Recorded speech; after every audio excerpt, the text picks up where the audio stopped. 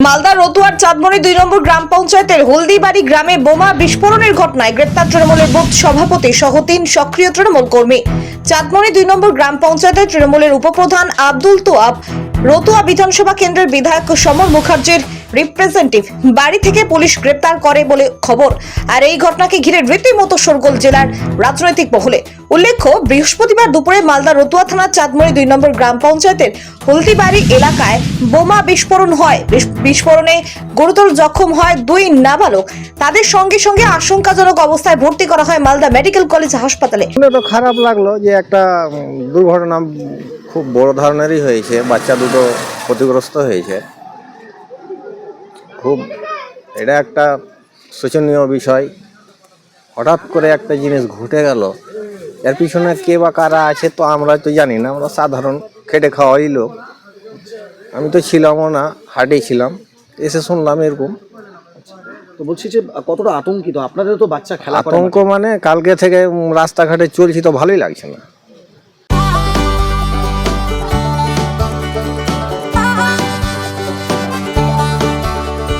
মন বলে আবার চলো, ফেলে আসা দিন ডাকে বারবার।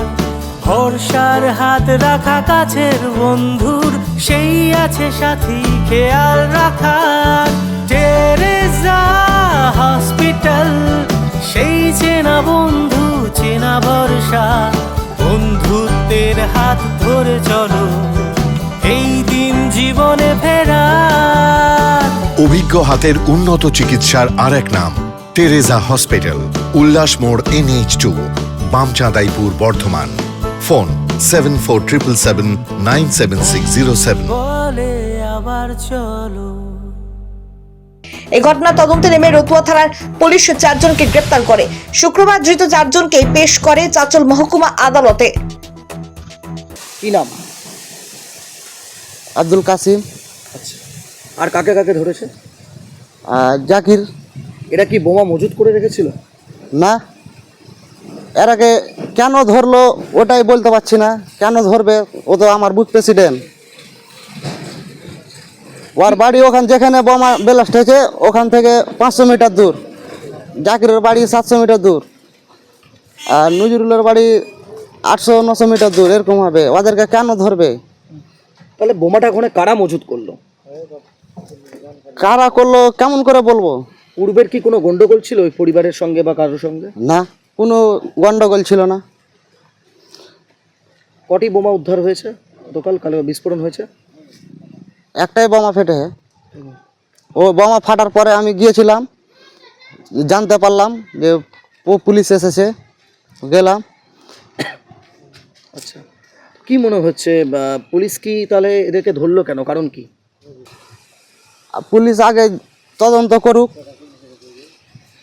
বলছি, এই মুহূর্তে গ্রামের কি অবস্থা? আতঙ্কিত মানুষজন? মানুষজন তো আতঙ্ক আছে, আমরাও আতঙ্ক আছি। আপনার নাম? আমার নাম তারিকুল। মোহাম্মদ কাসিম আমাকে বলে কি, দাদা একটু কথা বলবো, উঠেন। আমি উঠে সবেমাত্র বসেছি, তারপরে পরে দেখি সঞ্জীব বাবু এবং রফিকুল বাবু আমার বাড়িতে প্রবেশ করে। আমাকে রফিকুল বাবু বলে আমরা লোকেশনের মারফত আপনার বাড়ি আসলাম। আমি ওনাদের কাছ থেকে কোনো রকমের কোনো কথা শুনতে পারিনি। আমার বাড়ি থেকে 3 জনকে উঠিয়ে নিয়ে গেছে। এরা 3 জন কারা? এর মধ্যে আবুল মোহাম্মদ কাসিম হচ্ছে আমার বুথ প্রেসিডেন্ট, তৃণমূল কংগ্রেসের রানিং বুথ প্রেসিডেন্ট। আর জাকির হচ্ছে একজন আমার নিজস্ব, মানে আমার স্ত্রীর মানে মাস্তুত ভাই, আপন। তাহলে আপনার বাড়িতে এরা উপস্থিত হলো, আপনি তাহলে কি কোথাও কি আশ্রয় দিচ্ছিলেন এদেরকে? না না না না, ওরা আমার বুথ প্রেসিডেন্ট আমার কাছে গেছিল। ওর নাকি ওই জাবুল বলে একটা ছেলে, যে বুথ প্রেসিডেন্টের কাকাতো ভাই, ওকে বাড়ি থেকে নিয়ে গেছিল। ওনার জন্যই ওরা মানে বলছিল আমাকে কি একটু দেখো তো কেন পুলিশ উঠিয়ে নিয়ে গেল। এই bureau report, star metro channel.